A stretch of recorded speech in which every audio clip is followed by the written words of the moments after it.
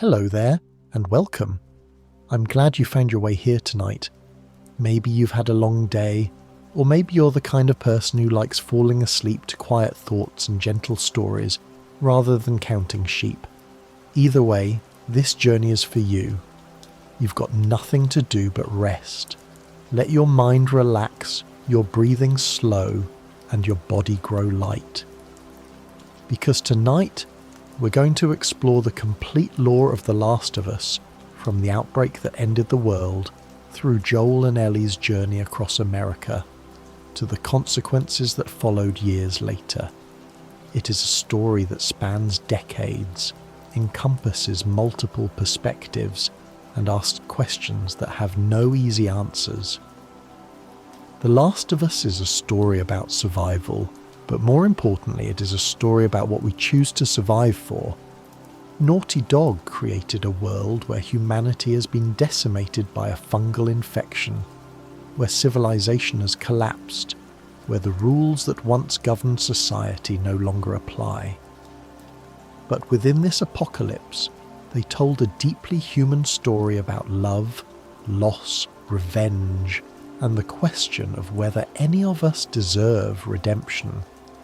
The world of The Last of Us ended on September 26, 2013, though the seeds of its destruction were planted long before. The Cordyceps brain infection was not created in a laboratory or engineered as a bioweapon. It evolved naturally, a mutation of the Cordyceps unilateralis fungus that had infected insects for millions of years. This fungus was known for its ability to take control of ants, forcing them to climb to elevated positions before sprouting from their heads to spread spores. The mutation that allowed it to jump to humans was a nightmare scenario that scientists had theorized but never expected to witness. The infection spread with terrifying speed. Unlike viral outbreaks that required time to incubate, the Cordyceps infection could take hold within hours. A bite from an infected person would introduce the fungus into the bloodstream, and from there it would begin its journey to the brain. The infected would experience fever, disorientation, and aggression as the fungus spread through their neural tissue. Within 2 days, they would lose all higher brain function, becoming creatures driven purely by the fungus's need to spread. The initial outbreak began in South America, though the exact location was never confirmed. By the time health authorities recognized what was happening, it was already too late. International travel spread the infection across continents within days. Major cities fell first, their dense populations providing ideal conditions for transmission. Quarantine zones were established, martial law was declared, but the infection could not be contained. The military response was brutal and immediate. Entire neighborhoods were firebombed to prevent the spread. Infected individuals were shot on sight, often before confirmation of their status. The panic was as deadly as the infection itself. People fled the cities carrying the fungus with them, spreading it to rural areas that might otherwise have been spared. Joel Miller was in Austin, Texas when the outbreak reached his city. He was a single father, a contractor, a man whose life revolved around his daughter, Sarah, and his brother Tommy.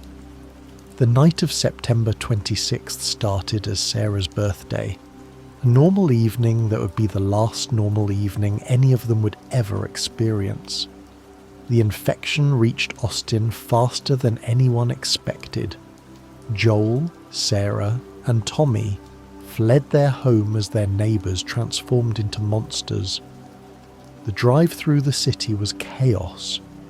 Burning buildings, military checkpoints, infected attacking anything that moved. They crashed on the outskirts of town, and Joel carried Sarah, trying to reach safety on foot. The soldier who shot Sarah was following orders. The military had been instructed to shoot civilians on sight in the outbreak zone to prevent any possibility of the infection spreading beyond the quarantine perimeter. The soldier saw a man carrying a child and made a decision that he believed would save lives. He pulled the trigger, and Sarah Miller died in her father's arms. This moment defined Joel Miller. Everything that came after, every brutal choice, every person killed, every moral line crossed, stemmed from this single instant. Joel survived the outbreak, but something essential in him died with Sarah. The man who emerged from that night was harder, colder, willing to do whatever was necessary to survive in a world that had taken everything from him. 20 years passed. The world that emerged from the outbreak was unrecognizable. The United States government collapsed within months. The military established quarantine zones in major cities, attempting to maintain order through martial law. These QZs became the last bastions of organized civilization, walled cities where survivors lived under strict control, where ration cards determined who ate and who starved, where Fedra soldiers enforced order through violence. Outside the QZs, the infected ruled. The fungus had created a hierarchy of horrors, each stage more dangerous than the last. Runners were newly infected, still recognizably human, fast and aggressive but blind to the fungus's full control. Stalkers had been infected longer, the fungus beginning to colonize their bodies, making them more cunning and dangerous. Clickers had been infected for over a year, the fungus erupting from their heads in grotesque plates that destroyed their vision but enhanced their echolocation. Bloaters were the final stage, infected for years, their bodies armoured with fungal growth, nearly impossible to kill. The infected congregated in dark, damp places where the fungus could thrive. Buildings became death traps, their interiors filled with spores that would infect anyone who breathed them. The infected didn't need to eat or sleep, they simply existed, spreading the fungus, attacking anything that came near. Between the QZs and the infected territories were the survivors. Some formed communities, attempting to rebuild something resembling civilization. Others became hunters, preying on travellers, taking what they needed through violence. The world outside the walls was lawless, brutal, a place where morality was a luxury that few could afford. Joel survived by becoming what the world required. He became a smuggler in the Boston QZ, working with his partner Tess to move contraband, weapons, drugs, anything that could be traded. He had a reputation for ruthlessness, for being willing to do things that others wouldn't. People feared him, and fear was currency in the post-outbreak world. Tommy, Joel's brother, had taken a different path. He joined the Fireflies, a resistance group that opposed Fedra's authoritarian rule. The Fireflies believed in restoring democracy, in finding a cure for the infection, in rebuilding rather than merely surviving. Tommy eventually left the Fireflies and joined a community in Wyoming, seeking a life that wasn't defined by violence. The Fireflies were led by Marlene, a woman who had known Joel before the outbreak. She was a true believer, convinced that the Fireflies could save humanity, that a cure was possible if they could just find the right resources. Her faith would set in motion events that would change everything. Ellie Williams was 14 years old when she met Joel Miller. She'd been born after the outbreak, had never known the world before. She grew up in a Fedra military school, trained to be a soldier, taught to survive this world that wanted her dead. She was tough, profane, curious about the world that had been lost. Ellie was also immune to the Cordyceps infection. She'd been bitten 3 weeks before meeting Joel, and the bite had healed without her turning. This should have been impossible. No one survived infection. No one was immune. But Ellie was different, and that difference made her the most important person in the world. Marlene knew about Ellie's immunity. She'd been friends with Ellie's mother Anna, had promised to protect the girl. When Marlene discovered that Ellie was immune, she saw hope. If they could study Ellie, understand why she was immune, they might be able to create a vaccine. The Fireflies had a lab in Salt Lake City, scientists who could do the research. All they needed was to get Ellie there. Joel's job was simple: smuggle Ellie out of Boston and deliver her to the Fireflies outside the QZ. It was supposed to be a straightforward transaction. Joel and Tess would get weapons in exchange for delivering the girl. They didn't know about Ellie's immunity, didn't know what she represented. She was just cargo, another job in a long line of jobs. The journey from Boston to Salt Lake City would take months and cover thousands of miles. It would take Joel and Ellie through the ruins of American civilization, through cities reclaimed by nature, through communities of survivors and territories controlled by the infected. The journey would change both of them in ways neither could predict.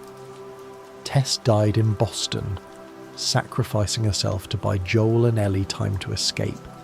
She'd been bitten during their escape from the QZ, and she knew what was coming.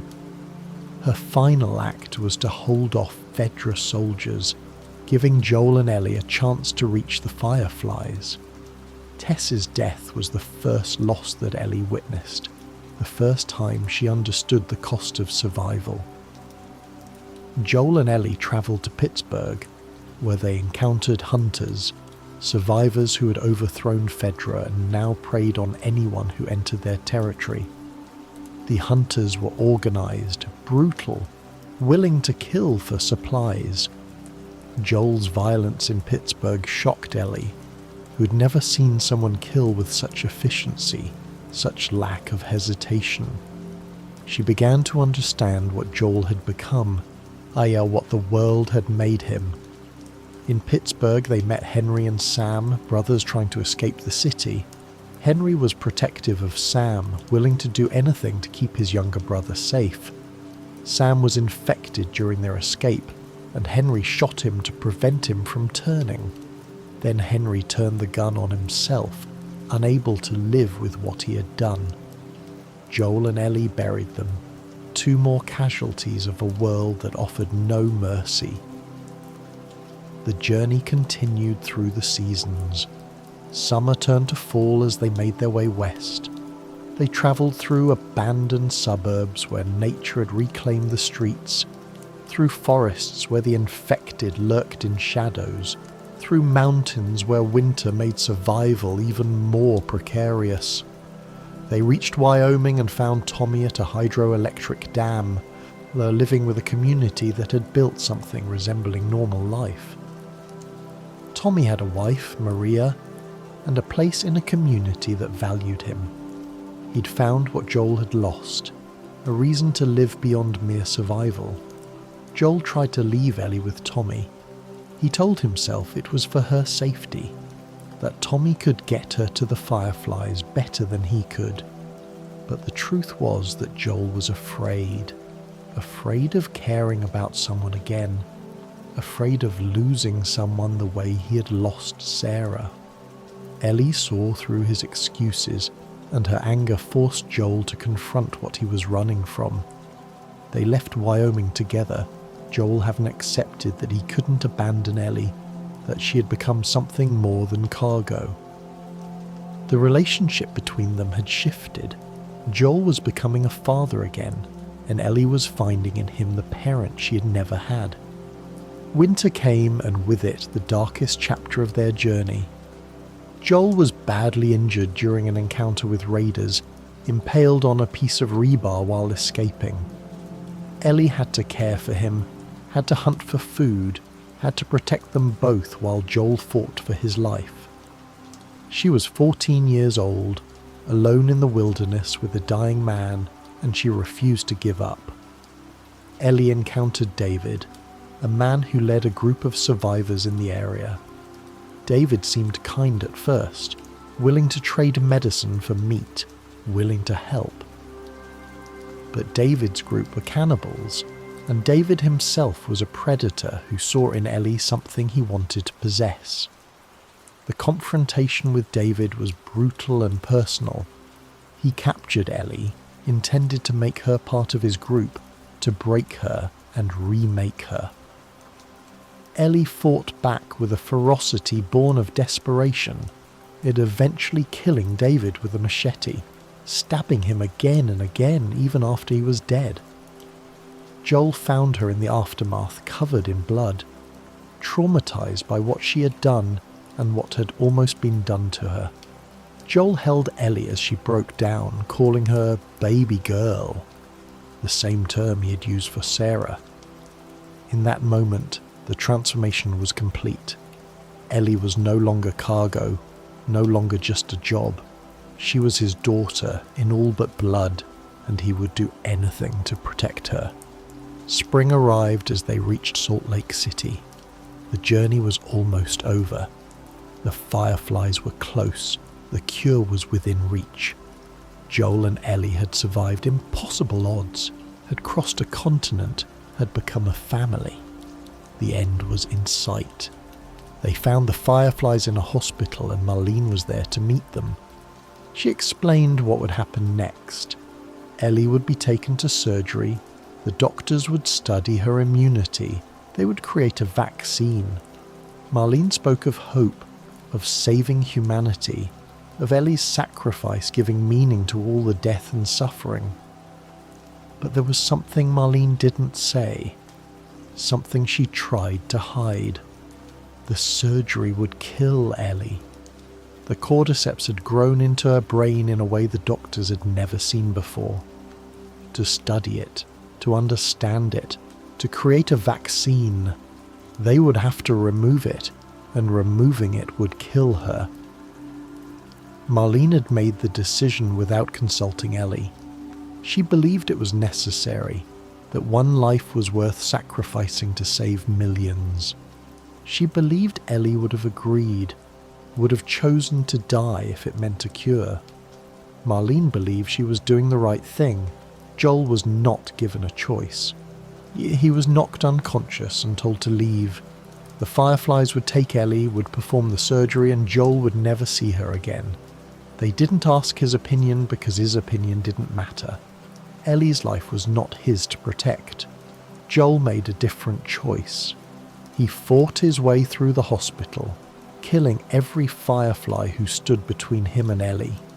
He killed doctors, soldiers, anyone who tried to stop him. He reached the operating room where Ellie lay unconscious, ready for surgery. He killed the surgeon who would have cut into her brain. He picked up Ellie and carried her out of the hospital. Marlene tried to stop him one last time. She appealed to his reason, to his conscience, to the greater good. She told him that Ellie would have wanted this, that her death would have meaning, and as Joel shot Marlene in the head and walked away. On the drive out of Salt Lake City, Ellie woke up. She asked what happened, why they weren't with the Fireflies. Joel lied. He told her that there were dozens of immune people, that the doctors couldn't create a cure, that the Fireflies had stopped looking. He lied to protect her from the knowledge that she could have saved the world, that he had taken that choice from her. Ellie didn't believe him. She knew Joel was lying, knew something terrible had happened, but she didn't push, didn't demand the truth. She accepted his lie because the alternative was too painful to confront. They reached Tommy's community in Wyoming. They had survived. They had made it. They could build a life here, could be a family, could find something resembling peace. Joel had saved Ellie. Gaia had chosen her life over the possibility of a cure. had damned humanity to save his daughter. The game ended with Ellie asking Joel to swear that everything he told her about the hospital was true. Joel looked her in the eye and swore. Ellie looked at him for a long moment, then said, "Okay." She accepted his lie, or pretended to, and they walked toward their new home.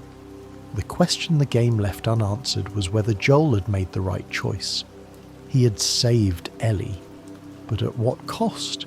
Humanity would remain infected, would continue to die, would never recover. Millions would suffer because Joel chose one life over all others.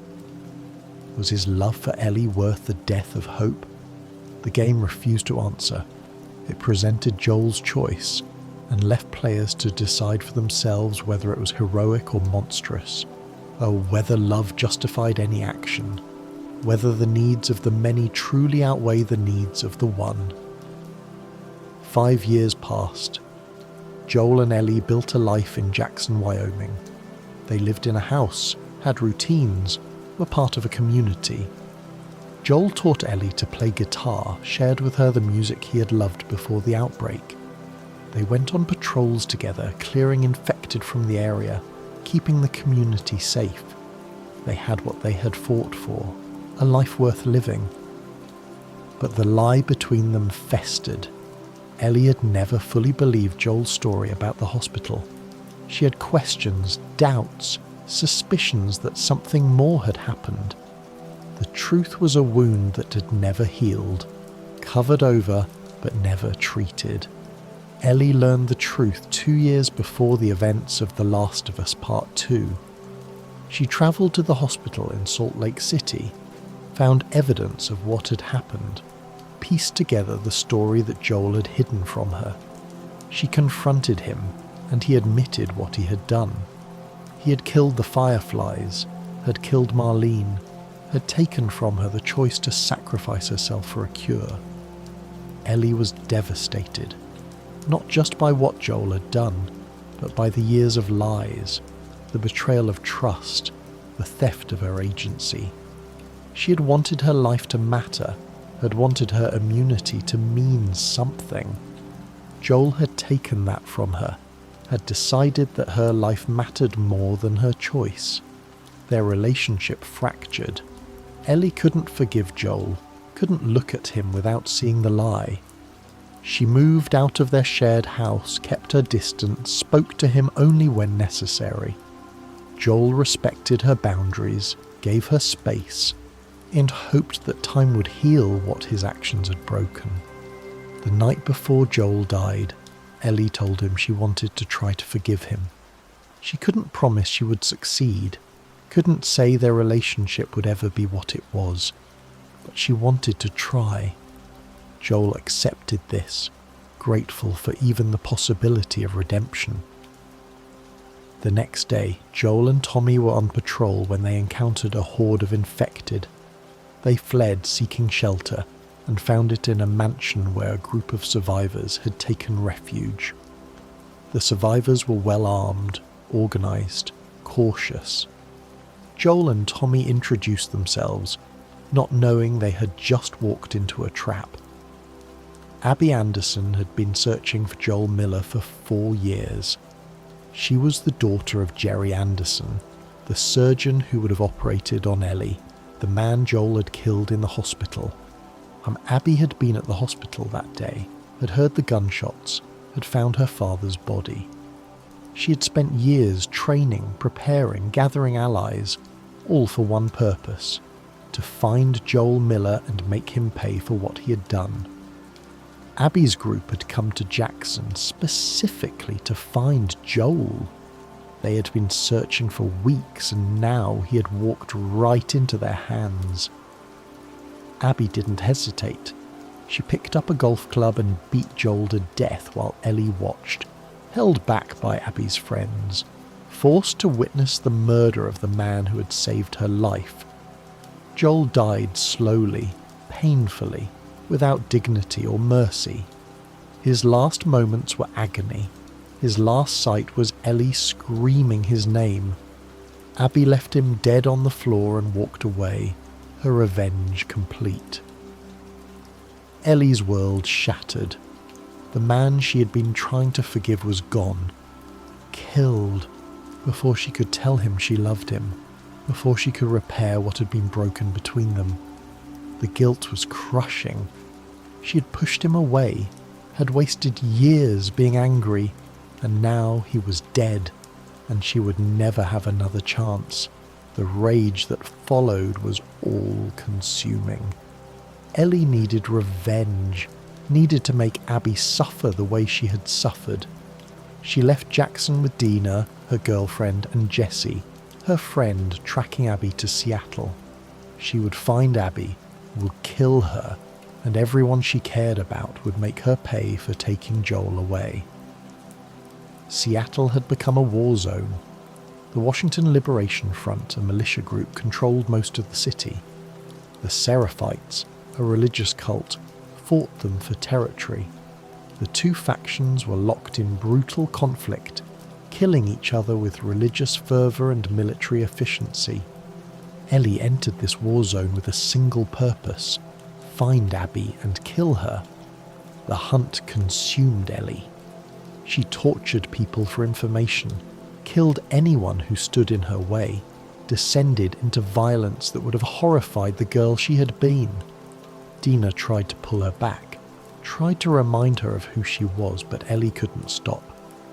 The need for revenge was a fire that burned away everything else. Ellie killed Abby's friends one by one. She killed Owen, Abby's ex-boyfriend, and Mel, who was pregnant with Owen's child. She killed them in self-defense, but she killed them nonetheless, and the knowledge that she had killed a pregnant woman haunted her. She was becoming something she didn't recognize, something Joel would have been ashamed of. Abby's story ran parallel to Ellie's, and it complicated everything. Abby had gotten her revenge, but it brought no peace. She'd killed Joel, had made him suffer, had done everything she had planned for years. But the satisfaction she expected never came. She felt empty, hollow, the revenge that was supposed to heal her, leaving her feeling worse than before. Abby's life in Seattle was complicated. She was a soldier for the WLF, respected and feared, one of their best fighters. But she was also having an affair with Owen, who was in a relationship with Mel. Her friendships were strained, her purpose unclear now that her quest for revenge was complete. Abby encountered two Seraphite children, Yara and Lev, and made a choice that changed everything. She saved them from WLF soldiers, protected them when she should have killed them, began to care about them when she should have remained detached. Yara and Lev became her redemption, her chance to be something more than a soldier, more than a killer. Lev was transgender, had been born into the Seraphites as a girl but knew himself to be a boy. The Seraphites rejected him, tried to force him into a role he couldn't accept. Lev's mother tried to kill him rather than accept his identity. Abby protected Lev, fought for him, chose him over her own faction. The parallel between Abby and Joel was deliberate. Both had committed terrible acts. Both had lost people they loved. Both found redemption in protecting a child who needed them. Abby's journey with Lev mirrored Joel's journey with Ellie, showing that people are not simply good or evil, but complex, capable of both cruelty and compassion. Ellie and Abby's paths converged at the aquarium where Abby had been staying. Ellie found Owen and Mel's bodies, killed by her own hand. Abby found them moments later, saw what Ellie had done, and the rage that followed was primal. They fought, brutal and desperate, until Lev's intervention stopped Abby from killing Ellie. Abby left Ellie alive, sparing her the way she had spared her at the mansion. She took Lev and left Seattle, heading for the Fireflies base on Catalina Island, seeking a new purpose, a new life beyond violence. Ellie returned to Jackson, traumatized and broken. She had lost Jesse, killed by Abby's friend. She had nearly lost Dina. She had become a killer, had crossed lines she could never uncross. And Abby was still alive, the revenge incomplete, the wound still open. Ellie tried to build a life with Dina and JJ, Dina's son. They lived on a farm outside Jackson, raising sheep, trying to find peace. But Ellie couldn't let go. The trauma haunted her. The nightmares wouldn't stop. The image of Joel dying played in her mind on endless repeat. She couldn't play guitar anymore. She was missing 2 fingers, lost in the fight with Abby. And even that small connection to Joel was gone. Tommy came to the farm with information about Abby's location. He had become obsessed with revenge, had let it destroy his marriage, had become a shadow of the man he once was. He pushed Ellie to finish what they had started, to kill Abby and finally have peace. Ellie left the farm, left Dina and JJ, left the life she'd tried to build. She travelled to California, to the beach where Abby and Lev had been captured by slavers. She found them crucified, left to die in the sun, and she cut them down. Not out of mercy, but because she needed Abby alive to kill her properly. The final fight took place in the water, Ellie forcing Abby to fight even though Abby was starved and weak, even though she just wanted to leave with Lev. Ellie held Abby underwater, drowning her, finally getting the revenge she had travelled so far to claim. And then she stopped. In that moment, Ellie saw Joel, not dying but alive, playing guitar, teaching her a song. She remembered what she had lost, what revenge had cost her, what she would become if she killed Abby. She let Abby go, watched her leave with Lev, chose to break the cycle of violence rather than perpetuate it. Ellie returned to the farm to find it empty. Dina had left, taken JJ, moved on with her life. Ellie had lost everything: Joel, Dina, her family, her fingers, her ability to play the guitar that connected her to Joel. The revenge she had pursued had cost her everything, and in the end she hadn't even taken it. The game ended with Ellie leaving the farm, walking away from the life she could have had, carrying nothing but her backpack and her trauma. She had survived, but at what cost? She had let Abby live, had chosen mercy over revenge, but the choice came too late to save what mattered most. The Last of Us. Part 2 asked whether revenge was worth its cost, whether violence could ever truly be justified, whether the cycle of retribution could ever be broken. It showed that everyone is the hero of their own story, that the people we kill have lives and loves and reasons for what they do. It refused to provide easy answers, refused to tell players what to think, refused to make anyone purely good or purely evil. The game was divisive, controversial, painful to experience. Many players hated it for what it did to Joel, for forcing them to play as his killer, for denying them the catharsis of revenge. Others found it profound, a meditation on violence and trauma that gaming had never attempted before. But whether loved or hated, The Last of Us. Part 2 completed the story that began with Joel's choice in the hospital.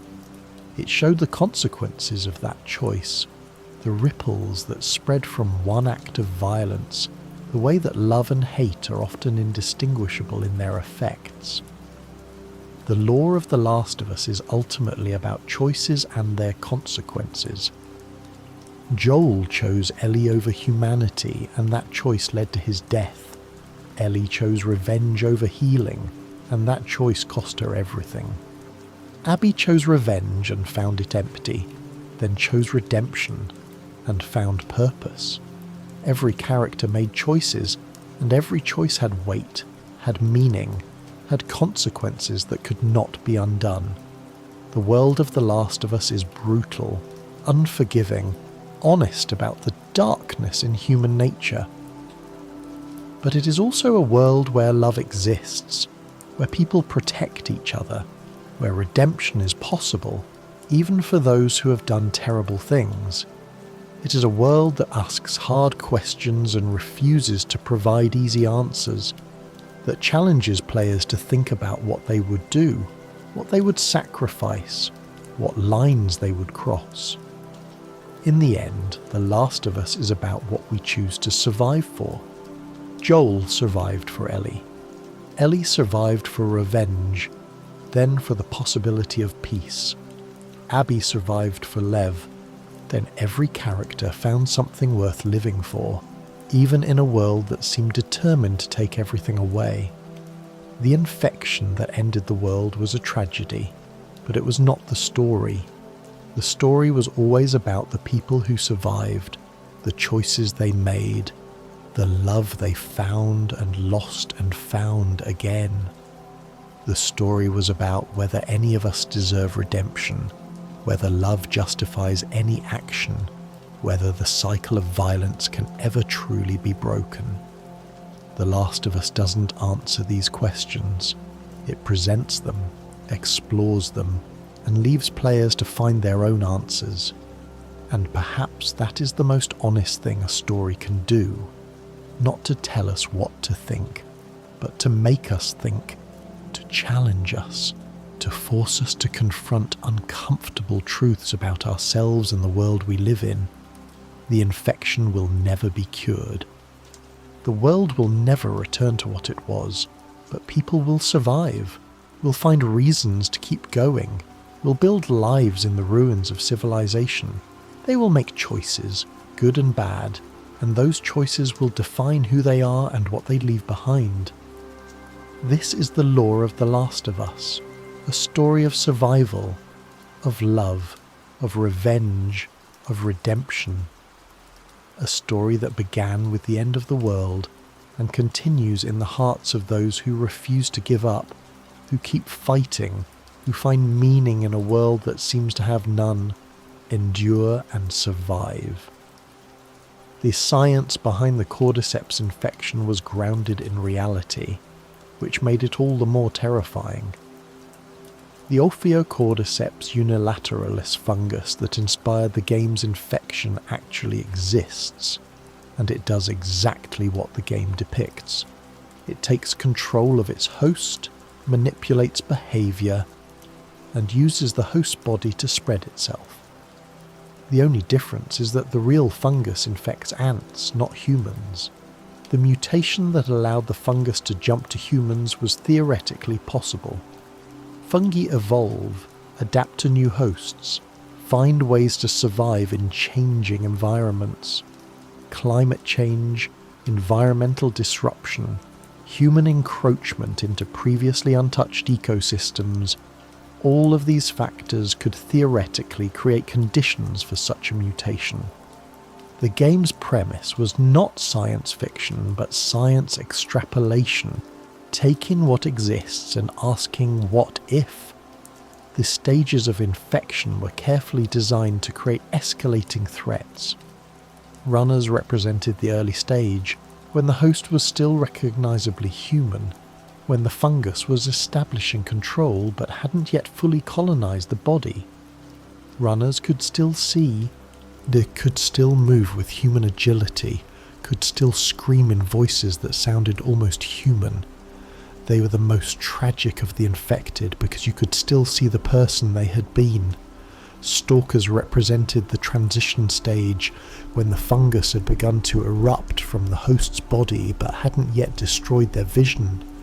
Stalkers were more dangerous than runners because they retained some human intelligence, could hide and ambush, could work together in rudimentary ways.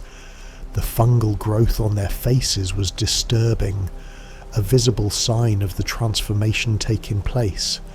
Clickers were the iconic infected, the stage that most people thought of when they imagined the Cordyceps plague.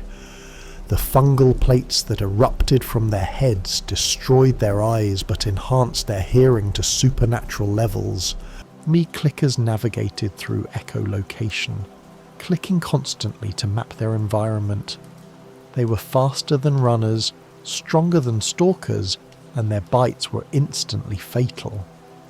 The sound of a clicker's clicking was one of the game's most distinctive and terrifying audio cues. Bloaters represented years of infection, the fungus having completely overtaken the host's body. They were massive, their bodies armoured with thick fungal plates that could withstand multiple gunshots. Bloaters could tear victims apart with their bare hands and could throw spore bombs that created clouds of infection. They were rare. Most infected didn't survive long enough to become bloaters, but encountering one was almost always deadly. The game also introduced shamblers in Part 2, infected that had been exposed to water and developed differently.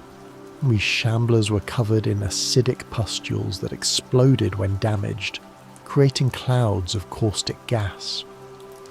They represented the fungus's ability to adapt to different environments, to evolve new strategies for survival and spread. The spores were perhaps the most insidious aspect of the infection. In enclosed spaces where infected had died, the fungus would bloom, filling the air with spores that could infect anyone who breathed them. Gas masks were essential equipment for exploring these areas, and running out of filters in a spore-filled building was a death sentence.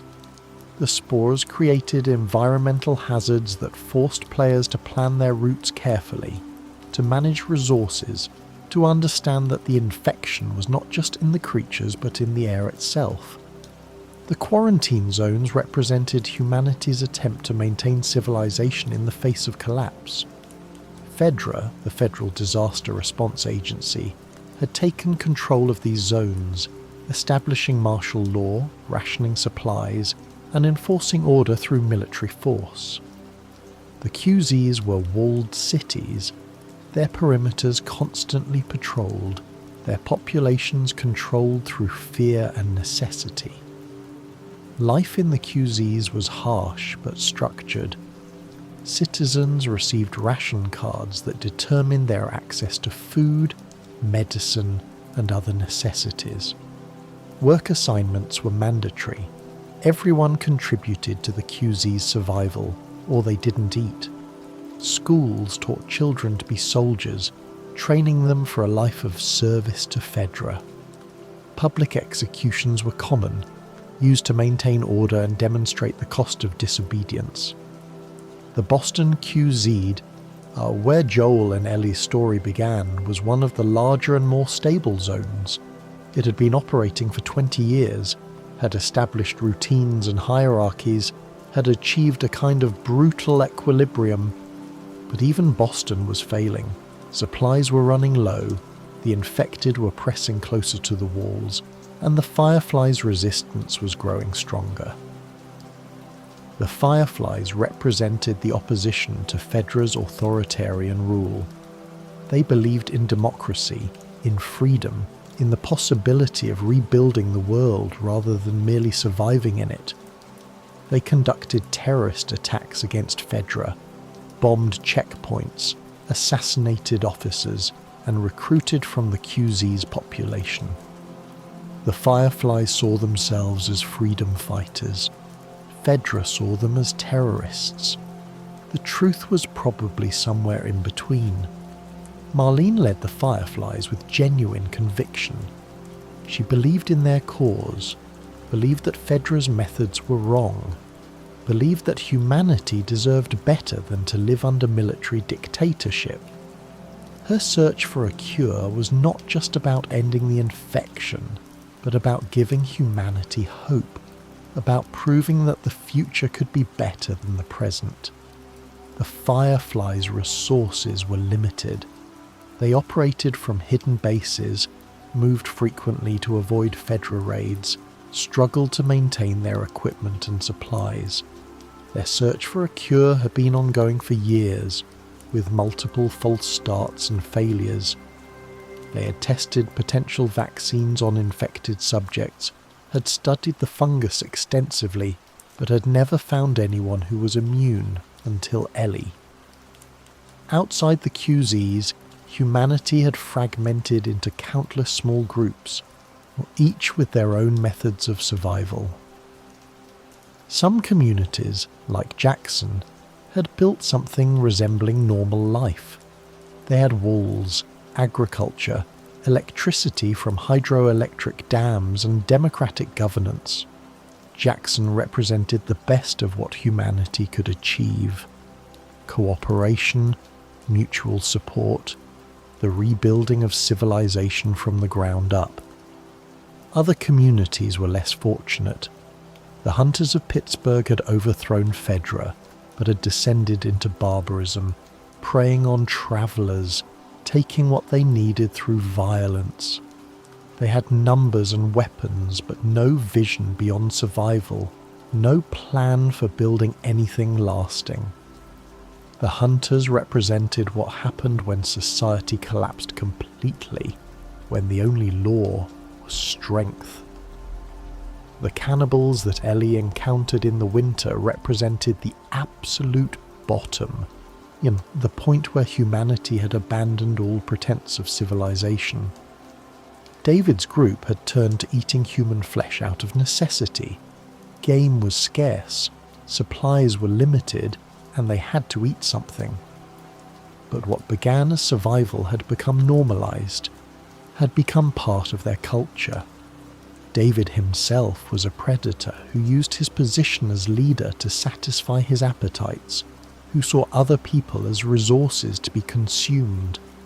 The Seraphites, introduced in Part 2, represented a different kind of post-outbreak society. They were a religious cult that had rejected technology, that lived according to the teachings of their prophet, that believed the infection was divine punishment for humanity's sins. The Seraphites were organized, disciplined, and utterly committed to their beliefs.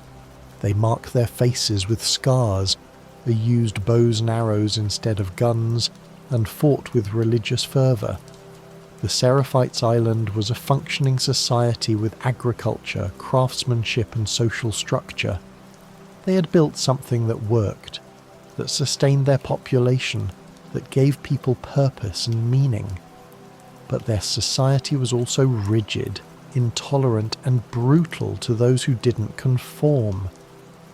Lev's experience showed the dark side of the Seraphites, their rejection of anyone who didn't fit their narrow definitions, their willingness to kill their own members for perceived transgressions.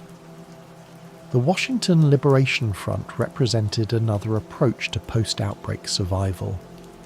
The WLF had overthrown Fedra in Seattle and established their own military government. They had resources, organization, and a clear hierarchy. The WLF controlled territory, grew food, manufactured weapons, and maintained discipline through military structure. But the WLF was also authoritarian, brutal to enemies, and engaged in a genocidal war against the Seraphites. They had become what they had fought against, a military dictatorship that maintained power through violence.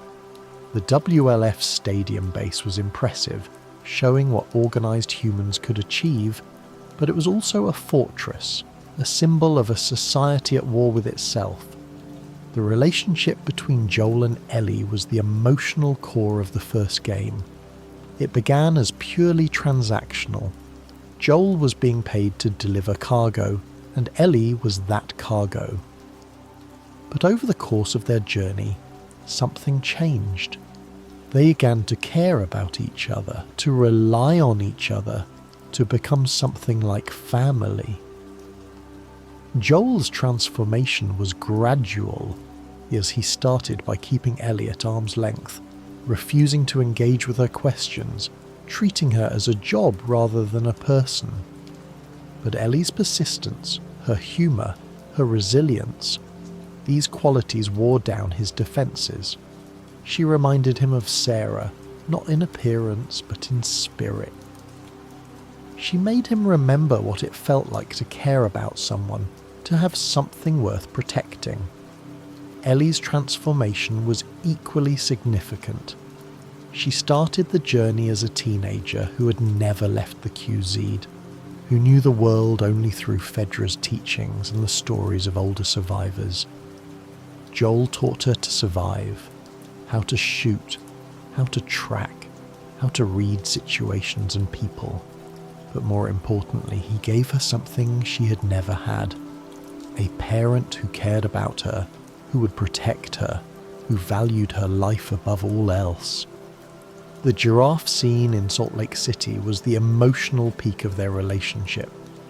After months of violence and loss, they encountered a herd of giraffes living in the ruins of the city.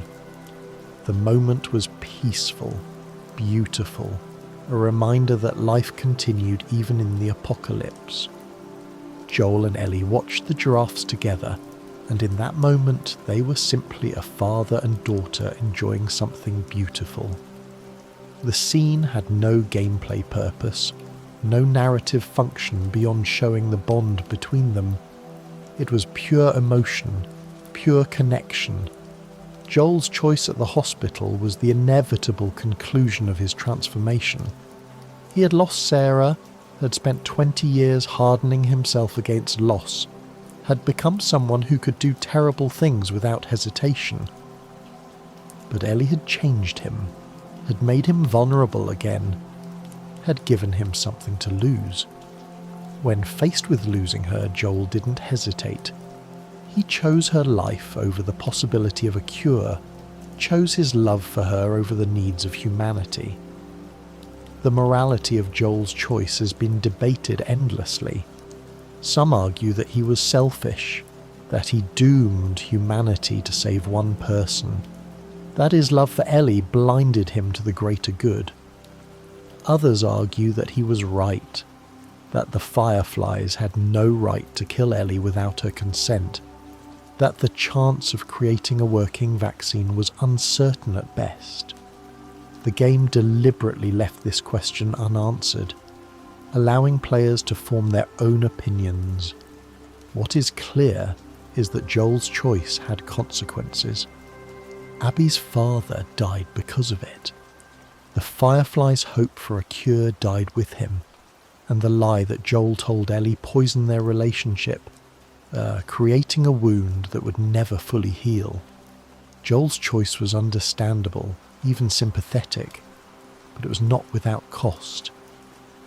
The 5 years between the games were crucial to understanding what came after. Joel and Ellie built a life in Jackson, but the lie between them was always there, always festering. Ellie suspected the truth but didn't push, didn't demand answers, perhaps because she was afraid of what she would learn. Joel maintained the lie, perhaps believing that if he never admitted it, it wouldn't be real. When Ellie finally learned the truth, the betrayal was devastating. It wasn't just that Joel had killed the Fireflies, had prevented the cure. It was that he had lied to her for years, had looked her in the eye and sworn to a falsehood, had taken away her agency and her choice. Ellie had wanted her immunity to matter. Emma had wanted her life to have purpose beyond mere survival. Joel had decided that her life mattered more than her purpose, and he had made that decision without consulting her. The 2 years between Ellie learning the truth and Joel's death were marked by distance. They lived in the same community but not in the same house. They went on patrols together but didn't talk beyond what was necessary. Ellie was trying to process her anger, trying to understand why Joel had done what he did, trying to decide if forgiveness was possible. Joel, for his part, accepted Ellie's distance. He didn't push, didn't demand forgiveness, didn't try to justify his actions. He had made his choice, and he would live with the consequences. His only hope was that eventually Ellie would understand, would see that he had acted out of love. He would forgive him for taking her choice away. The night before Joel died, Ellie told him she wanted to try to forgive him. This was not forgiveness. It was the possibility of forgiveness, the first step on a long road. Joel accepted this with gratitude, understanding that it was more than he deserved, more than he had hoped for. That conversation was their last, and it ended with the possibility of reconciliation, with hope that their relationship could be repaired. Joel's death the next day made that reconciliation impossible.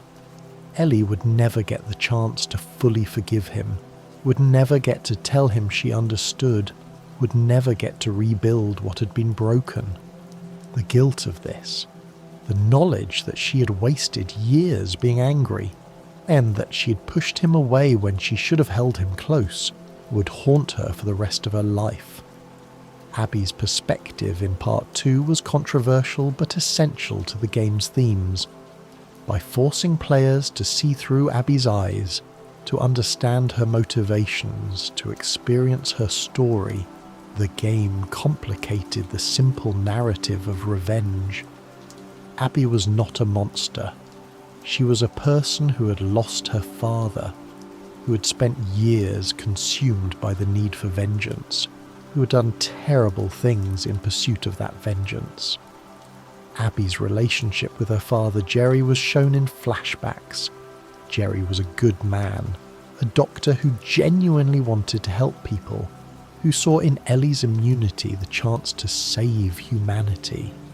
His decision to operate on Ellie without her consent was morally questionable, but his intentions were pure. He believed he was doing the right thing, that one life was worth sacrificing to save millions.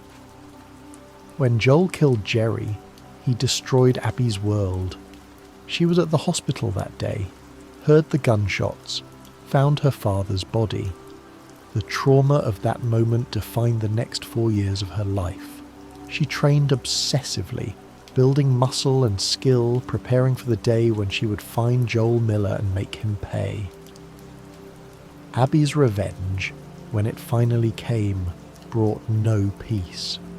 She'd imagined that killing Joel would heal her, would fill the void his actions had created. But standing over his body, having beaten him to death, she felt nothing. The satisfaction she expected never came. The void remained, perhaps even grew larger.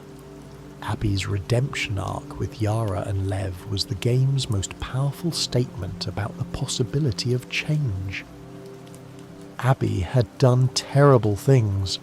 She had tortured and killed Joel, had participated in the WLF's brutal war against the Seraphites, had become someone defined by violence.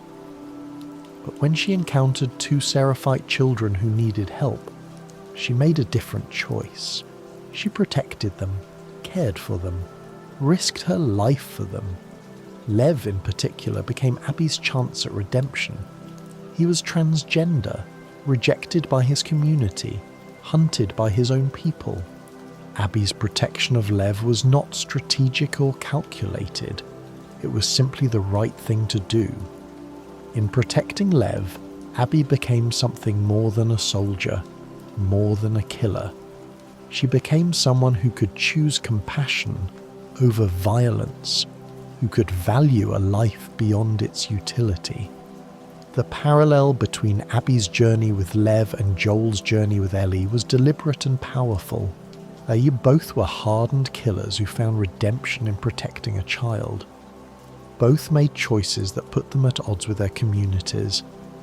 Both discovered that love and protection could coexist with violence, that being a killer didn't preclude being a protector. Ellie's descent into violence in Part 2 was painful to watch. She had always been capable of violence. She had killed to survive throughout the first game, but her pursuit of revenge transformed her into something darker. She tortured people for information, killed without hesitation, pursued Abby with single-minded determination that destroyed everything else in her life. The killing of Owen and Mel was Ellie's lowest point. She killed them in self-defense, but she killed them nonetheless. And when she discovered that Mel was pregnant, the horror of what she had done crashed over her. She had become the thing she hated, had taken lives that could never be returned, had crossed a line that could never be uncrossed. Dina's presence throughout Ellie's journey was a reminder of what Ellie was losing in her pursuit of revenge. Dina loved Ellie, supported her, followed her into danger, but Dina also represented the life Ellie could have, a relationship, a family, a future beyond violence. Every step Ellie took toward revenge was a step away from Dina, away from the possibility of peace. The farm sequence in part 2 showed what Ellie could have had. She and Dina lived together, raised JJ, built a life. It was quiet, peaceful, normal. But Ellie couldn't let go of the trauma, couldn't stop seeing Joel's death, couldn't play guitar without being reminded of what she had lost. The PTSD was destroying her, and she believed that killing Abby was the only way to find peace. Ellie's decision to leave the farm, to abandon Dina and JJ, to pursue Abby one final time, was the culmination of her obsession. She knew what it would cost. Dina had made clear that if Ellie left, she wouldn't be there when Ellie returned. But Ellie couldn't stop, couldn't let go, couldn't choose peace over revenge. The final confrontation between Ellie and Abby was brutal and tragic. Abby didn't want to fight. She had moved beyond revenge, had found purpose in protecting Lev, had no interest in continuing the cycle of violence. But Ellie forced the fight, threatened Lev, gave Abby no choice but to defend herself and the child she had sworn to protect. Ellie's decision to spare Abby was the game's most controversial moment. After everything, after Joel's death, after the journey to Seattle, after killing Abby's friends, after losing Dina and JJ, Ellie let Abby go. Some players found this cathartic, a breaking of the cycle of revenge, a choice of mercy over violence. Others found it frustrating, a denial of the catharsis they had been pursuing for the entire game. The vision of Joel that stopped Ellie from killing Abby was crucial to understanding her choice. She didn't see Joel dying. She saw him alive, playing guitar, teaching her a song. She remembered what she had lost, what revenge had cost her, what she would become if she killed Abby. In that moment, she understood that killing Abby wouldn't bring Joel back, wouldn't heal her trauma, wouldn't give her peace. It would only make her more like the person who had killed Joel, and he would complete her transformation into something she didn't want to be. Ellie's return to the empty farm was the game's final tragedy. She had lost everything. Joel, Dina, JJ, her fingers, her ability to play guitar. The revenge she had pursued had cost her everything, and in the end she hadn't even taken it. She had chosen mercy, but the choice came too late to save what mattered most. The game's ending, with Ellie walking away from the farm, was deliberately ambiguous. Where was she going? What would she do? Could she find peace, or would the trauma haunt her forever? The game didn't answer these questions, leaving Ellie's future uncertain, her fate unresolved. The Last of Us. Part 2 was a game about cycles. Cycles of violence, cycles of revenge, cycles of trauma. It showed how violence begets violence, how revenge solves nothing, how the pursuit of vengeance destroys the pursuer as much as the pursued. It asked whether these cycles could be broken, whether mercy was possible, whether redemption could be found even for those who had done terrible things. The game's structure, forcing players to play as Abby after spending hours hunting her as Ellie, was designed to create empathy, to complicate the simple narrative of revenge. By showing Abby's perspective, by making players understand her motivations.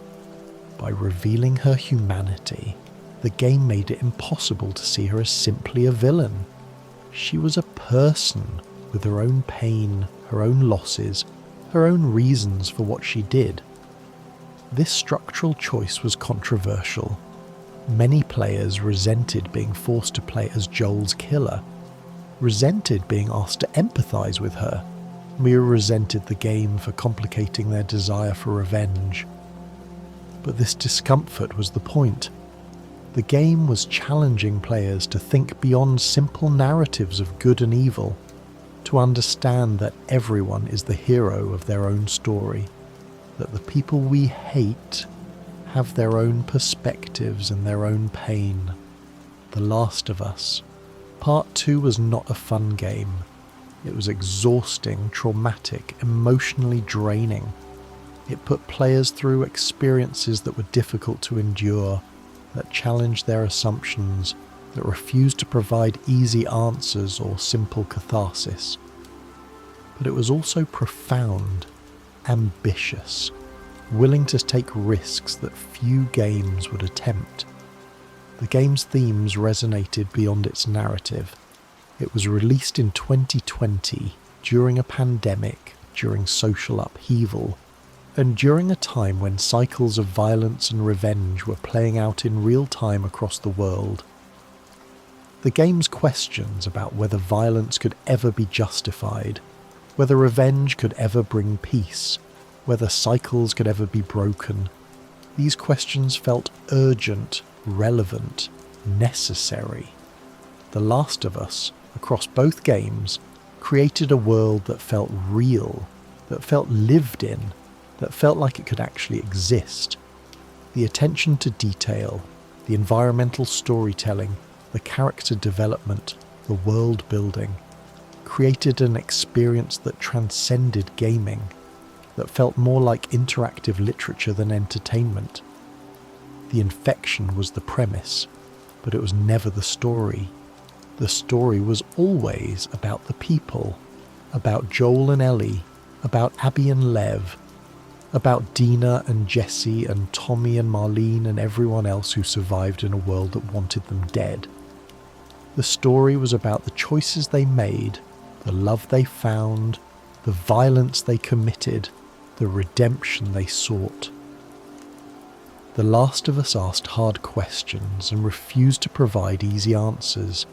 It challenged players to think, to feel, to confront uncomfortable truths about violence and revenge and love.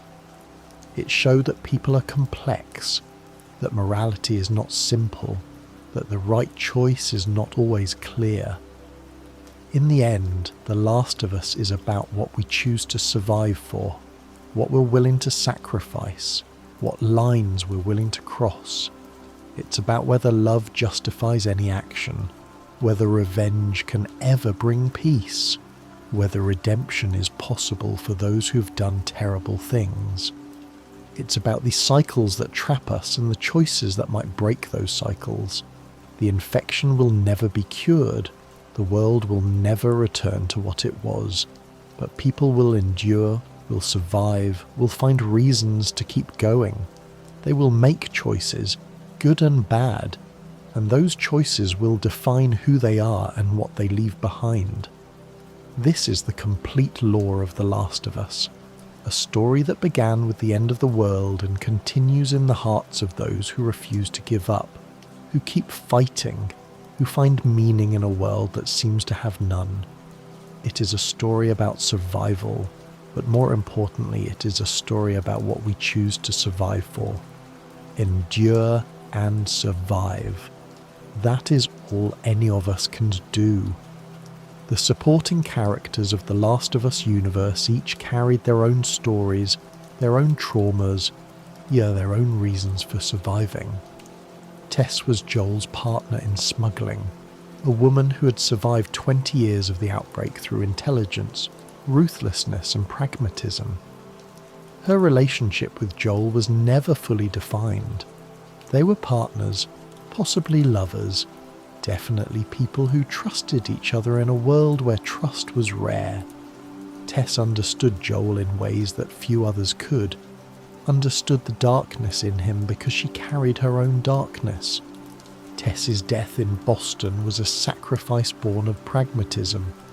She had been bitten, knew she was infected, knew she had hours at most before she turned. Rather than waste those hours, she chose to use them to give Joel and Ellie a chance to escape. Her final stand against Fedra soldiers was not heroic in the traditional sense. It was simply the most practical use of the time she had left. Tess died as she lived, making hard choices and accepting their consequences. Bill was a survivalist who had prepared for the end of the world and found himself vindicated when it came. His town was a fortress, filled with traps and defences, a testament to paranoia that turned out to be justified. Bill was abrasive, hostile, deeply unpleasant, but he was also competent, resourceful, and ultimately willing to help Joel despite his better judgment. Bill's relationship with Frank, revealed through environmental storytelling, added depth to his character. Frank had been Bill's partner, the person who made Bill's isolated existence bearable. Frank's eventual suicide, choosing death over the slow decline of illness, devastated Bill. The letter Frank left behind was both cruel and kind. It told Bill the truth about their relationship, about Frank's unhappiness, about his desire to leave. Bill kept the letter, kept Frank's belongings, kept living in a town that was now a tomb. In Part 2, players could find Bill and Frank's house years later, discovering that they had died together, having chosen to end their lives on their own terms rather than wait for the world to take them. The scene was touching and sad, a reminder that even in the apocalypse people found love, built relationships, and made choices about how their stories would end. Henry and Sam were brothers trying to escape Pittsburgh, trying to find safety in a world that offered none. Henry was the older brother, the protector, the one who made the hard decisions. Sam was younger, deaf, dependent on Henry for survival. Their relationship mirrored Joel and Ellie's in some ways, an older person protecting a younger one, trying to preserve innocence in a world that destroyed it. Sam's infection and death was one of the game's most heartbreaking moments. He'd been bitten, but hid it from everyone, hoping that maybe he would be the exception. Maybe he wouldn't turn. When he transformed during the night and attacked Ellie, Henry had no choice but to shoot him. And then, unable to live with what he had done, Henry shot himself. Joel and Ellie buried them together, two more casualties of a world that offered no mercy. Tommy was Joel's younger brother, the person who knew Joel before the outbreak, who remembered the man Joel used to be. Tommy had followed Joel into darkness after Sarah's death, had done terrible things alongside his brother, had become someone he didn't recognize. His decision to join the Fireflies was an attempt at redemption, a way of doing something good to balance the bad he had done. Tommy's community in Jackson represented his success at building something better. He had found Maria, had helped create a functioning society, had become a leader rather than a follower. Tommy had achieved what Joel never could. He had moved beyond survival into something resembling life. But Part 2 showed that Tommy hadn't fully escaped his past. When Joel was killed, Tommy's desire for revenge consumed him. He pursued Abby with the same ruthlessness that had defined his younger years, and that pursuit destroyed his marriage, crippled his body, and poisoned his soul. Tommy's tragedy was that he had built a good life but couldn't hold on to it when tested. That the darkness he thought he'd left behind was always waiting to reclaim him. Maria was Tommy's wife and Jackson's de facto leader. She was practical, fair, and deeply committed to the community she'd helped build. Maria understood that survival required more than just walls and weapons. It required social structures, rules, consequences for breaking those rules. She was willing to make hard decisions, to exile people who threaten the community, to prioritize the many over the few. Maria's relationship with Tommy was strained by his obsession with revenge. She understood his pain, understood his need to avenge his brother, but she also understood that revenge would destroy him and potentially threaten the community. When Tommy left Jackson to hunt Abby, Maria let him go, but she made clear that his choices had consequences. Yeah, their marriage didn't survive Tommy's return. The man who came back was not the man she had married. Dina was Ellie's girlfriend, a young woman who had grown up in Jackson, who had known relative safety and stability. Dina was brave, loyal, and deeply in love with Ellie. She followed Ellie to Seattle despite being pregnant, despite knowing the dangers, despite understanding that the journey might kill them both. Dina represented the life Ellie could have had. She offered love, family, a future beyond violence. But Ellie's trauma, her need for revenge, her inability to let go of Joel's death, these things made it impossible for Ellie to accept what Dina offered. Dina's departure from the farm was not abandonment, but self-preservation. She had given Ellie every chance, had supported her through everything, but she couldn't watch Ellie destroy herself anymore. Jesse was Dinah's ex-boyfriend and Ellie's friend, a young man who represented the best of Jackson's younger generation. He was brave, loyal, skilled, and fundamentally decent. Jesse followed Ellie and Dina to Seattle, not out of romantic interest but out of friendship, out of a belief that people should help each other, that community meant something. Jesse's death was sudden and unheroic. He was shot by Abby during the confrontation at the theatre, killed instantly, given no chance to fight back or say goodbye. His death was a reminder that in The Last of Us, violence is not glorious or meaningful, it is simply final. Jesse died trying to help his friends, and his death accomplished nothing except adding to the body count. Marlene was a true believer, a woman who had dedicated her life to the Fireflies' cause. She had known Joel before the outbreak, had been friends with Ellie's mother Anna, had promised to protect Ellie.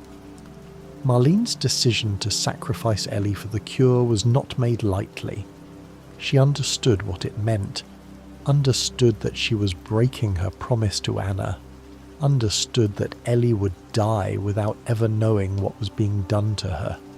Marlene's final conversation with Joel revealed her internal conflict. She tried to convince Joel that Ellie would have wanted this, that her death would have meaning, that one life was worth sacrificing to save humanity. But Marlene's arguments were as much for herself as for Joel. She needed to believe that what she was doing was right, that the betrayal of her promise to Anna was justified by the greater good. Yet Joel's killing of Marlene was personal. He shot her once, then shot her again to make sure she was dead. He couldn't risk her coming after Ellie, couldn't risk her telling Ellie the truth, couldn't risk anything that might take Ellie away from him. Marlene's death ensured that Joel's lie would be harder to disprove, that the truth about the hospital would remain hidden. Owen was Abby's ex-boyfriend, a man who had been part of her revenge mission, but had grown disillusioned with the violence. Owen wanted to leave Seattle, wanted to find the Fireflies' base on Catalina Island, wanted to build something rather than destroy. His relationship with Mel, his pregnancy with her, represented his attempt to move forward, to create a future beyond revenge. Owen's death at Ellie's hands was tragic because he didn't want to fight. He tried to de-escalate, tried to give Ellie what she wanted, tried to avoid violence. But Ellie was too consumed by rage to listen, and when Owen moved to protect Mel, Ellie shot him. His death was senseless, avoidable, a consequence of the cycle of revenge that had consumed everyone involved. Mel was pregnant with Owen's child, a medic for the WLF, a woman trying to build a life in the midst of war. Her relationship with Owen was complicated. She knew he still had feelings for Abby, knew that she was second choice, but she loved him anyway.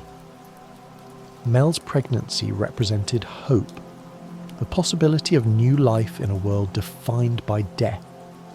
Mel's death was Ellie's lowest moment.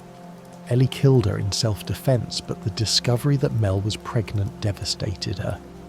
Ellie had become the thing she hated, had taken not just one life, but two. White had crossed a line that could never be uncrossed. The horror on Ellie's face when she realised what she had done was genuine.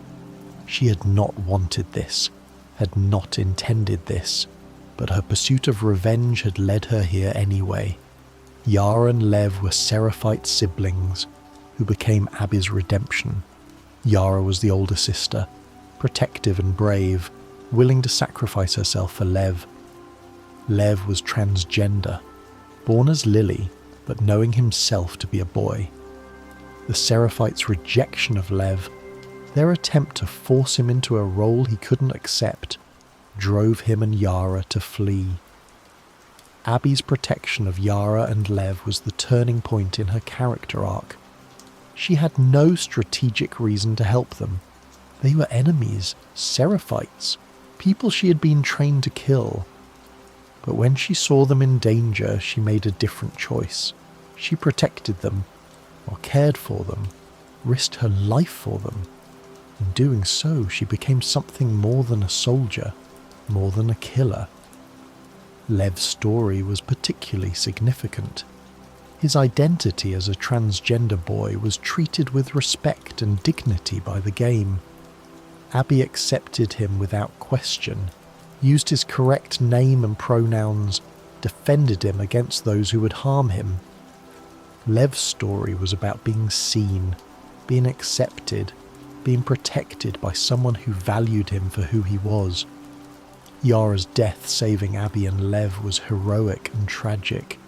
She sacrificed herself to give them a chance to escape, dying to protect the people she loved. Her death devastated Lev, but it also strengthened his bond with Abby. They had both lost people they loved, and they had each other. The environmental storytelling in The Last of Us was as important as the main narrative, for every location told stories through details, notes left behind, bodies positioned in meaningful ways, objects that revealed the lives of people who are no longer there. The suburbs in the first game showed how quickly civilization had collapsed. Houses stood empty, their contents scattered, evidence of hasty evacuations or violent deaths. Family photos on walls showed people who were now dead or infected. Children's toys lay abandoned, reminders of lives interrupted. The university in the first game was particularly poignant. It had been a Fireflies base, a place where they had tried to develop a cure. The notes scattered throughout the building told the story of their failure, their desperation, their eventual abandonment of the facility. The university represented hope that had died, research that had led nowhere, another failed attempt to save humanity. The hotel in Pittsburgh showed the hunters' brutality. Bodies hung from the ceiling, used as bait to lure travelers into ambushes. The hotel had been a trap, a place where the hunters killed and looted anyone desperate enough to seek shelter. The environmental storytelling made clear that the hunters were not desperate survivors, but predators who had chosen violence as a way of life. The sewers beneath the city were filled with infected, but they also contained evidence of people who had tried to survive there. Notes described attempts to navigate the tunnels, to find safe routes, to escape the infected above. Most of these attempts had failed, the writers of the notes having become infected themselves or died trying to escape. The lakeside resort where Joel and Ellie encountered David's group showed the cannibals' attempts at normalcy. They had a dining hall, sleeping quarters, a community structure. But the meat locker revealed the truth. Human bodies hung alongside deer, people reduced to food. The final abandonment of humanity's taboos. In Part 2, the Seattle environments told stories of the war between the WLF and the Seraphites. Bodies hung from lampposts, marked with the symbols of whichever faction had killed them. Buildings were fortified, turned into battlegrounds, scarred by explosions and gunfire. The city was a war zone, and every location bore evidence of the violence. The aquarium where Abby stayed with Owen was a moment of peace in the midst of war. They had created a space that was almost normal, a place to sleep, to talk, to be together. The aquarium's exhibit still functioned, fish swimming in tanks, a reminder of the world before. The aquarium represented what could be, a place of beauty and peace, but it was surrounded by war, and that war would eventually destroy it. The theatre where Ellie and Dina made their base showed their attempt to create safety in hostile territory. They had supplies, weapons, a defensible position.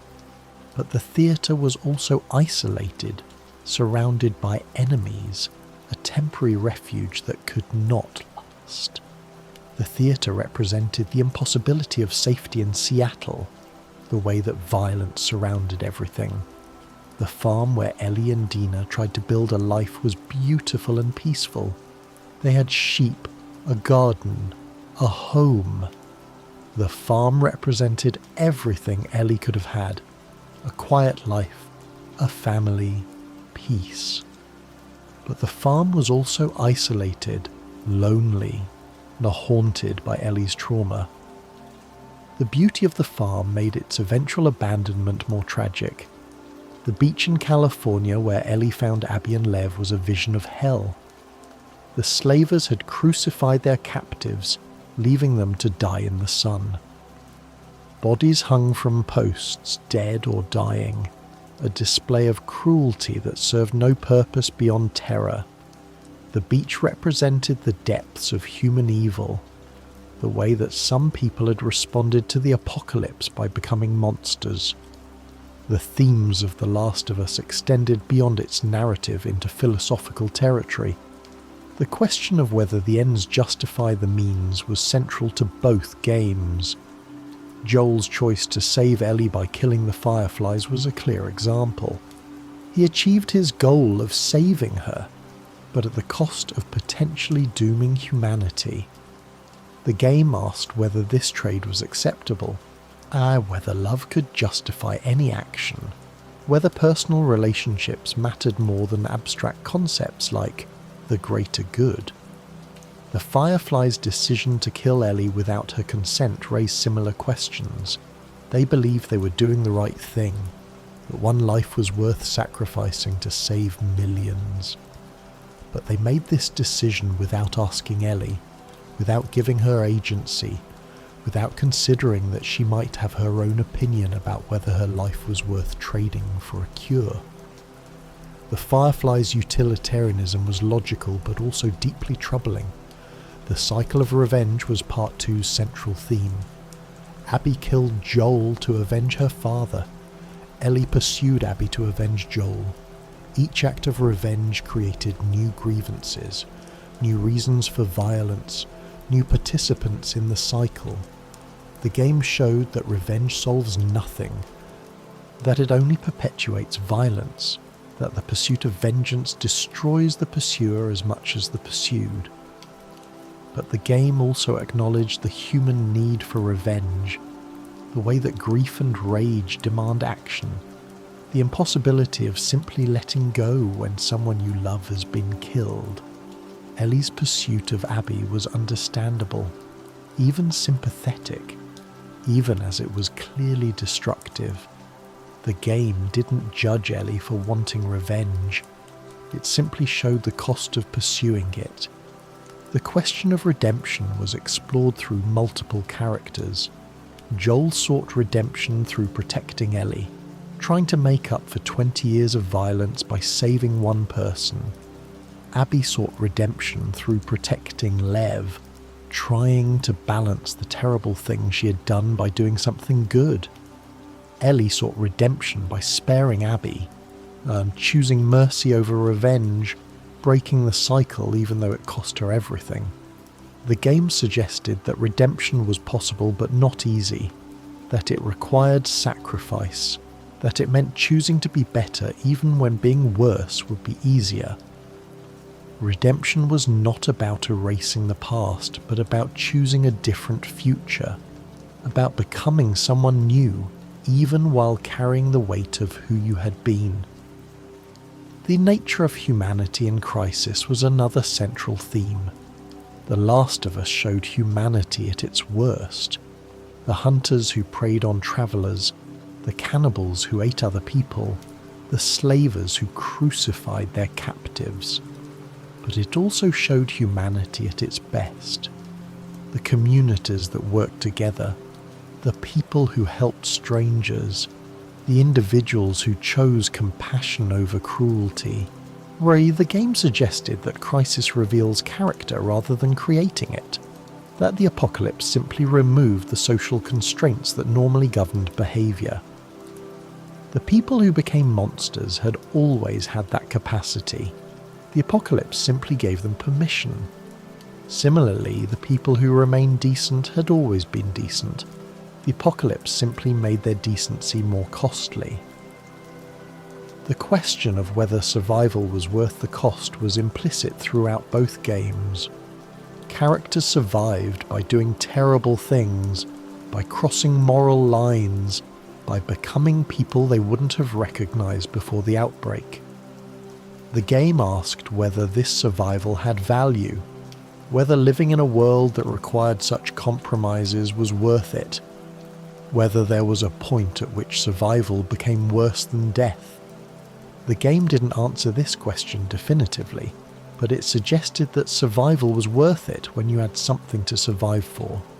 Joel survived for Ellie. Ellie survived for the possibility of meaning. Abby survived for Lev.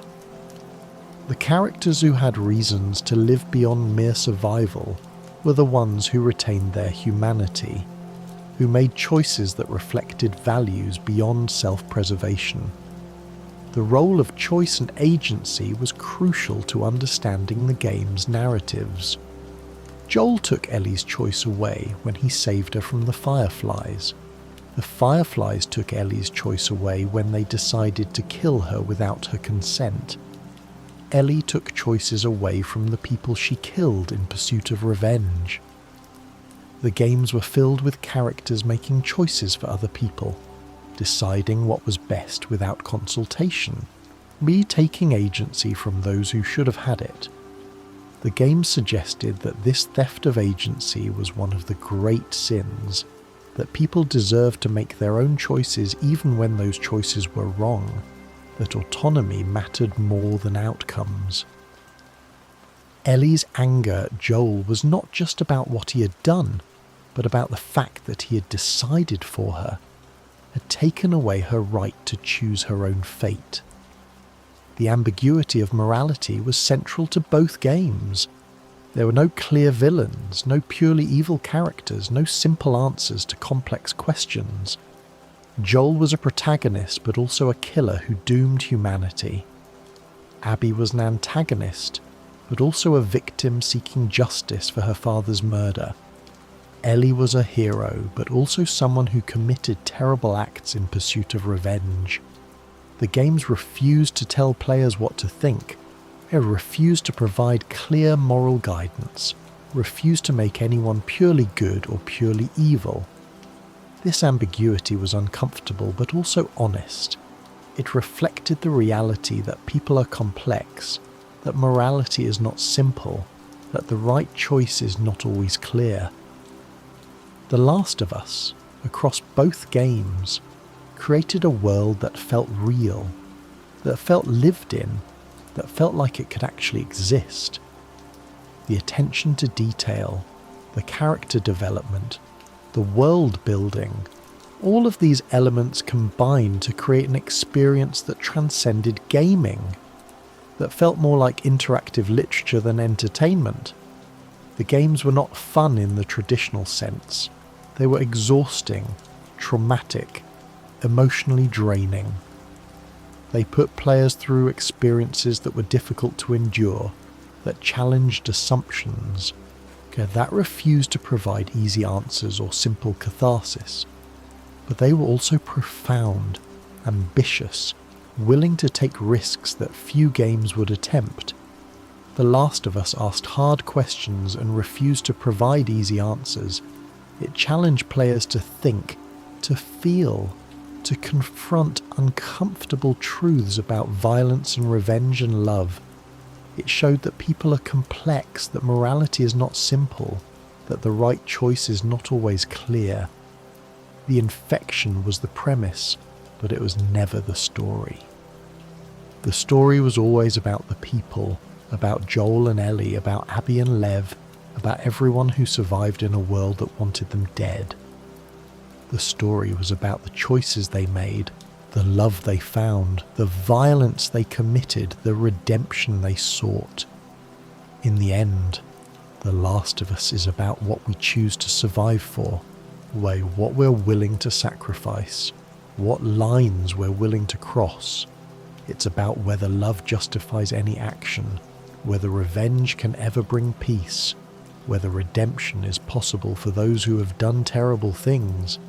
It's about the cycles that trap us, and the choices that might break those cycles. The world of The Last of Us will never return to what it was. The infection will never be cured. Civilization will never be rebuilt to its former glory. But people will endure, will survive, will find reasons to keep going. They will make choices, good and bad, and those choices will define who they are and what they leave behind. This is the complete lore of The Last of Us, a story that began with the end of the world and continues in the hearts of those who refuse to give up, who keep fighting, who find meaning in a world that seems to have none. It is a story about survival, but more importantly, it is a story about what we choose to survive for. Endure and survive. That is all any of us can do. That is all any of us should do. The gameplay mechanics of The Last of Us were not merely systems, but narrative tools that reinforced the game's themes. The scarcity of resources created constant tension. Ammunition was limited, forcing players to choose when to fight and when to hide. Health kits were rare, making every injury meaningful. Crafting materials had to be gathered and managed carefully, creating a sense of desperation that mirrored the characters' experiences. This scarcity was not artificial difficulty, but a reflection of the world. In the apocalypse, everything is scarce, and survival requires careful management of limited resources. The crafting system reinforced the theme of improvisation. Joel and Ellie couldn't simply buy weapons and supplies. They had to make them from scavenged materials. Molotov cocktails from bottles and rags, shivs from scissors and tape, medkits from alcohol and cloth. The crafting system made players feel like survivors, like people making do with what they could find, like characters living in a world where nothing was easy.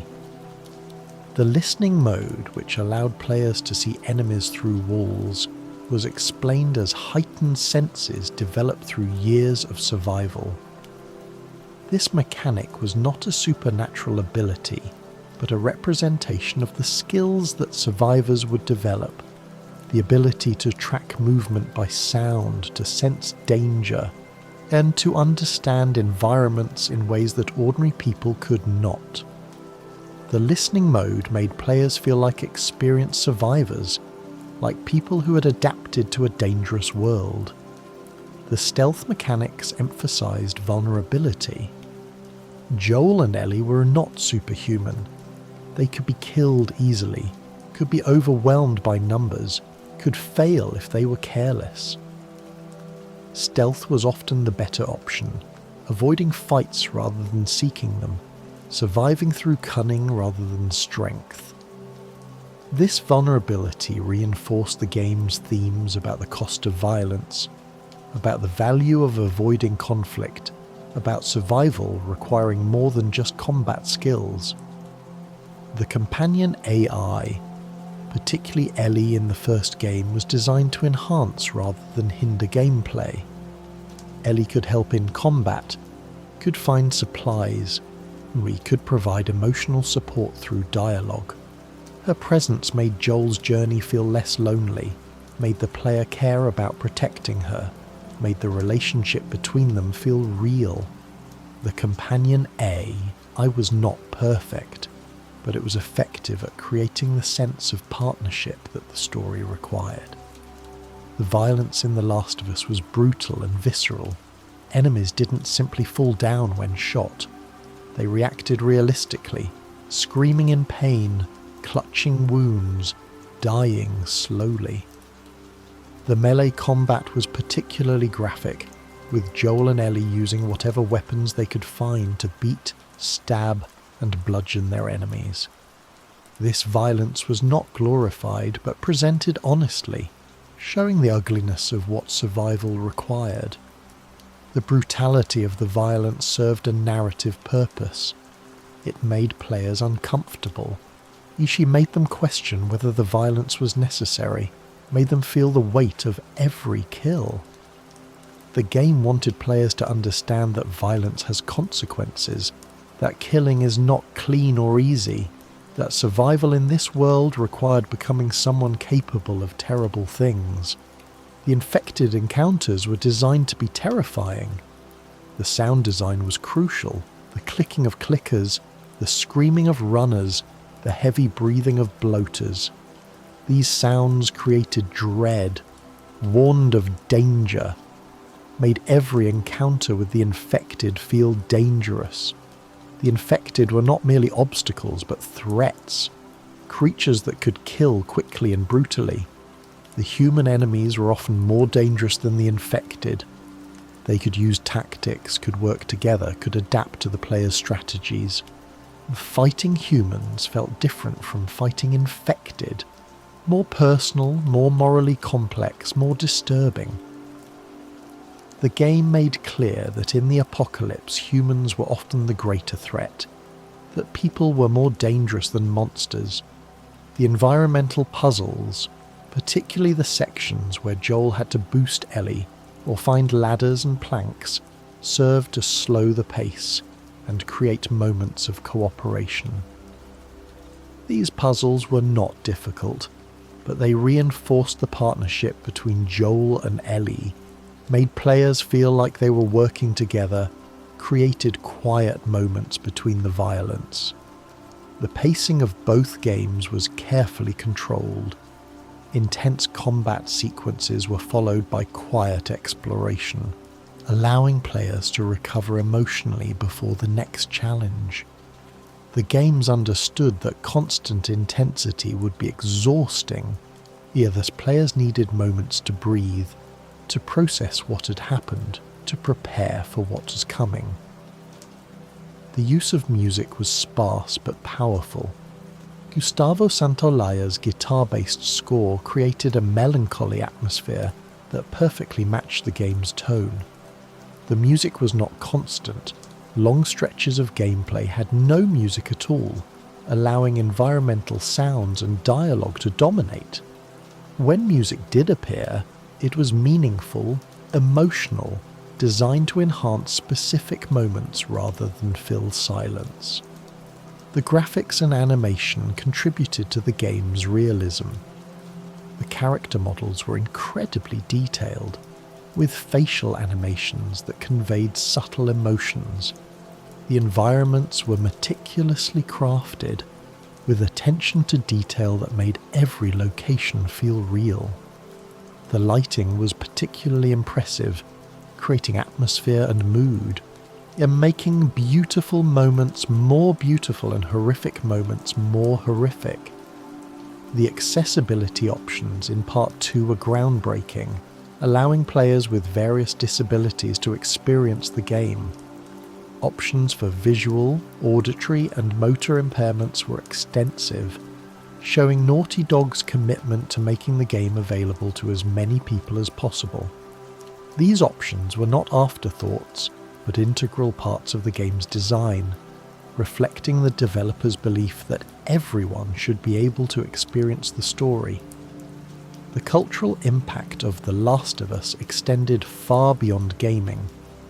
The first game was widely praised as proof that video games could tell stories as sophisticated as any other medium. It won numerous awards, was studied in academic contexts and influenced countless other games. The Last of Us showed that games could make players feel complex emotions, could explore difficult themes, could create experiences that stayed with players long after the credits rolled. The television adaptation, announced years after the game's release, demonstrated the story's appeal beyond gaming. The decision to adapt The Last of Us for television was recognition that the story had value independent of its medium, that the characters and themes could resonate with audiences who had never played the games. The controversy surrounding Part 2 showed how deeply players had connected with the characters. The anger at Joel's death, the resistance to playing as Abby, the debates about the game's themes. All of these reactions demonstrated that players cared deeply about these characters, that the story mattered to them in personal ways. The controversy was uncomfortable, but also evidence of the game's success at creating emotional investment. The representation in Part 2 was significant. Ellie's identity as a lesbian was central to her character, not hidden or minimized. Lev's identity as a transgender boy was treated with respect and dignity. Dina's Jewish heritage was acknowledged and explored. The game featured characters of various races, body types and abilities, creating a world that felt diverse and real. This representation was not tokenism, but genuine inclusion, showing that the apocalypse would be survived by all kinds of people. The game's treatment of trauma was particularly noteworthy. Ellie's PTSD was not a plot device, but a realistic portrayal of how trauma affects people. Her flashbacks, her inability to play guitar, and her nightmares. These were symptoms of genuine psychological damage, not dramatic flourishes. The game showed that trauma doesn't simply go away, that revenge doesn't heal wounds, that some damage cannot be undone. The environmental themes, while not central to the narrative, were present throughout both games. The world had been reclaimed by nature, with plants growing through buildings, animals returning to cities, the evidence of human civilization slowly being erased. This reclamation was beautiful in its way, a reminder that nature persists, that life continues even when human civilization collapses. The game's depiction of nature reclaiming human spaces was not presented as entirely positive or negative. The beauty of plants growing through abandoned buildings was undeniable, but this beauty came at the cost of human civilization. The game suggested that nature was indifferent to humanity, that it would continue with or without us, that our extinction would be merely another event in the long history of life on Earth. The question of whether humanity deserved to survive was implicit throughout both games. Humanity had created the conditions for the outbreak through environmental destruction and global interconnection. Humanity had responded to the outbreak with violence, cruelty, and selfishness. The games showed humanity at its worst, and they asked whether a species capable of such evil deserved to continue. But the games also showed humanity at its best. The communities that worked together, the individuals who chose compassion, the people who protected each other.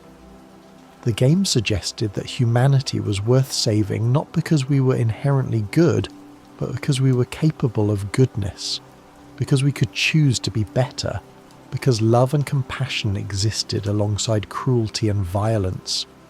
The legacy of The Last of Us will be its willingness to take risks, to tell difficult stories, to challenge players rather than simply entertaining them. The games were not always fun, were not always comfortable, were not always what players wanted, but they were honest, ambitious, and willing to explore themes that most games avoided. The relationship between Joel and Ellie will be remembered as one of gaming's greatest. Their journey across America, their gradual bonding, their transformation into a family. This was storytelling at its finest. Character development that felt earned. A relationship that players cared about deeply. Joel's choice at the hospital and its consequences in Part 2 showed that actions have weight, that choices matter, that love can be both beautiful and destructive. Abby's story in Part 2 will be remembered as one of gaming's boldest narrative choices, forcing players to see through the eyes of Joel's killer, to understand her perspective, to empathise with her. This was risky, controversial, and ultimately effective. Abby's story complicated the simple narrative of revenge, showed that everyone is the hero of their own story, demonstrated that people are more complex than simple labels of good and evil. The cycle of revenge that drove Part 2's narrative will be remembered as a powerful exploration of violence and its consequences. The game showed that revenge solves nothing, that it only perpetuates violence, that the pursuit of vengeance destroys everyone involved. Ellie's choice to spare Abby was controversial but thematically necessary. It was the only way to break the cycle, the only way to choose mercy over violence, the only way to become something other than what the world had made her.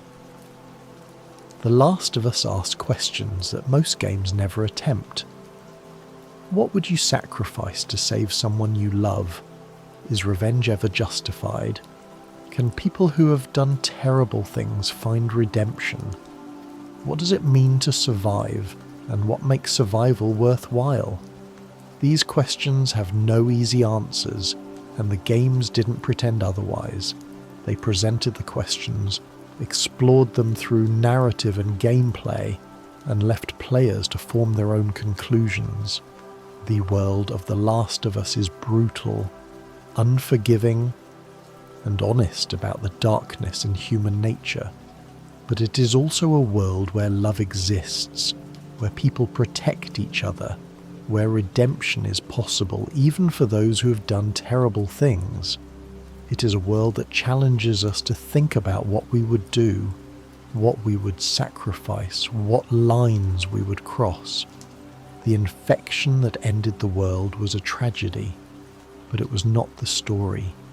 The story was always about the people who survived, the choices they made, the love they found and lost and found again. The story was about whether any of us deserve redemption, whether love justifies any action, whether the cycle of violence can ever truly be broken. The Last of Us doesn't answer these questions definitively. It presents them, explores them, and leaves players to find their own answers. And perhaps that is the most honest thing a story can do.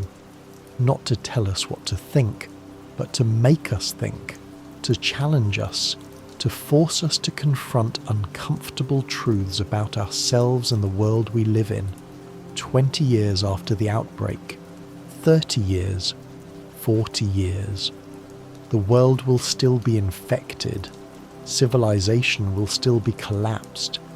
People will still be struggling to survive, but they will also be building communities, forming relationships, finding reasons to keep going. They will make choices, good and bad, and those choices will define who they are and what they leave behind. Joel chose Ellie over humanity, and that choice led to his death. Ellie chose revenge over healing, and that choice cost her everything. Abby chose revenge and found it empty, then chose redemption and found purpose. Every character made choices, and every choice had weight, had meaning, had consequences that could not be undone. The lore of The Last of Us is ultimately about choices and their consequences. It is about what we choose to survive for, what we're willing to sacrifice, what lines we're willing to cross. It is about love and hate, violence and mercy, revenge and redemption. It is about the cycles that trap us and the choices that might break those cycles. The infection will never be cured. The world will never return to what it was. But people will survive, will find reasons to keep going, will build lives in the ruins of civilization. They will make choices, good and bad, and those choices will define who they are and what they leave behind. This is the complete lore of The Last of Us, a story that began with the end of the world and continues in the hearts of those who refuse to give up, who keep fighting, who find meaning in a world that seems to have none. It is a story about survival, but more importantly, it is a story about what we choose to survive for. In the end, we all make choices. We all decide what matters, what we're willing to fight for, what we're willing to sacrifice. The Last of Us shows us the consequences of those choices, the weight they carry, the way they define us. It asks us to think about what we would do, who we would become, what we would be willing to lose. The answer is different for everyone. There is no right choice, no perfect solution, no path that avoids all harm. There is only the choice we make, the consequences we accept. The person we become, endure and survive, find something worth surviving for, make choices you can live with, and when the cycle of violence threatens to consume you, find the strength to break it, even if breaking it cost you everything. This is the lore. This is the story. This is The Last of Us.